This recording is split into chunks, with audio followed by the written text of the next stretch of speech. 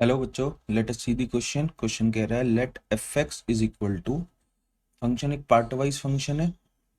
इसमें x less than root three पे function root one plus x square है।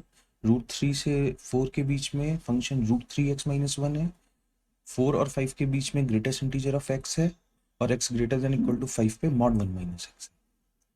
तो अब हम ध्यान से देखें तो root one plus x square rational function है, तो ये थ्रू आउट कॉन्टिन्यूस होगा क्योंकि वन प्लस एक्स स्क्वायर हमेशा greater than equal to zero होगा। Root three x minus one ये पॉलिनोमियल फंक्शन है, ये भी हमेशा कॉन्टिन्यूस होगा।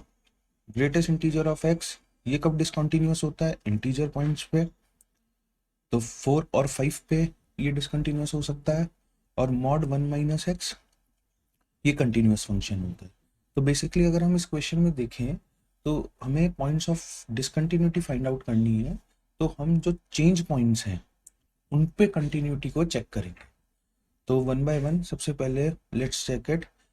X is equal to root three, तो limit x tending to root three negative f x, यानी जब एक्स रूट थ्री से छोटा है तो limit x tending to root three negative.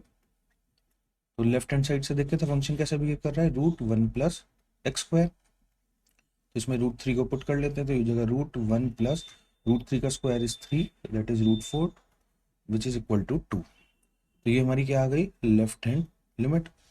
अब राइट हैंड लिमिट चेक करते हैं। राइट हैंड लिमिट क्या होगी अपनी? Limit x tending to root three positive f x. तो राइट साइड्स पे फंक्शन कैसे बिहेव करेगा?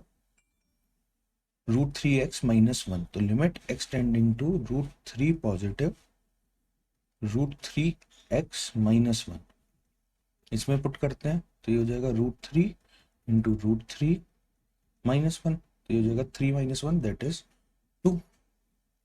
और इक्वेलिटी भी राइट हैंड साइड पे होल्ड करती है ना। तो राइट हैंड साइड पे at x is equal to root three कितनी वैल्यू होगी? दैट विल बी फंक्शन की value at root three will be equal to root three into root three minus one that is equal to to.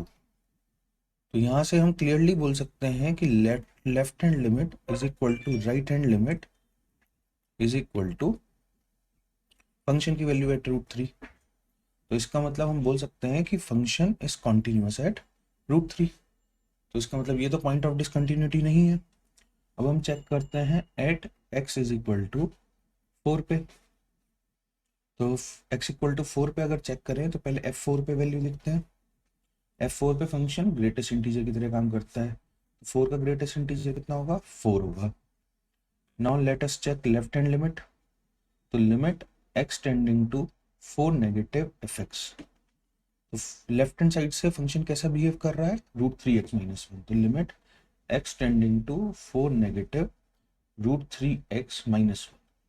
इसमें x को four से replace करते हैं तो ये हो जाएगा four root three minus one.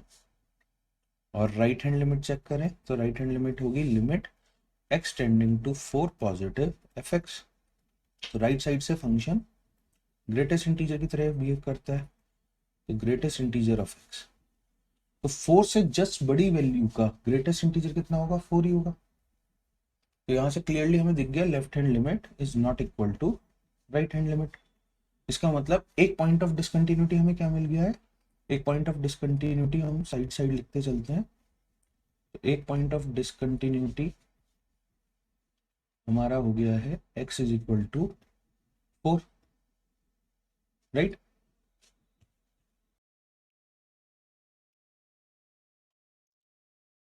अब हमने रूट थ्री पे चेक कर लिया है और फोर पे चेक कर लिया है। अब हमें किस पे चेक करना है? फाइव पे। तो फाइव पे देखें तो लेफ्ट हैंड लिमिट कितनी हो जाएगी? Limit x tending to five negative. तो ग्रेटेस्ट इंटीजर ऑफ एक्स की तरह बिहेव करेगा तो फाइव माइनस समथिंग, फाइव से जस्ट छोटे का ग्रेटेस्ट इंटीजर कितना होगा? फोर। और राइट हैंड लिमिट अगर हम चेक करें तो राइट हैंड लिमिट हो जाएगी हमारी limit x tending to five positive. और राइट साइड में फंक्शन कैसा है? One minus x. तो ये हो जाएगा वन माइनस फाइव का mod is minus five minus four का मॉड विच इज फोर। और फंक्शन की वैल्यू 5 पे देखें तो इक्वलिटी कहाँ होल्ड कर रही है, यहाँ पे ग्रेटर देन इक्वल में। तो फंक्शन इसमें पुट करेंगे 5 की वैल्यू 1 माइनस एक्स में, तो 1 माइनस 5 का मॉड दैट विल बी 4। तो यहाँ से भी हमें पता चल गया कि left hand limit equal to right hand limit equal to f of 5। इसका मतलब ये फंक्शन इस पॉइंट पे भी कॉन्टिन्यूस है।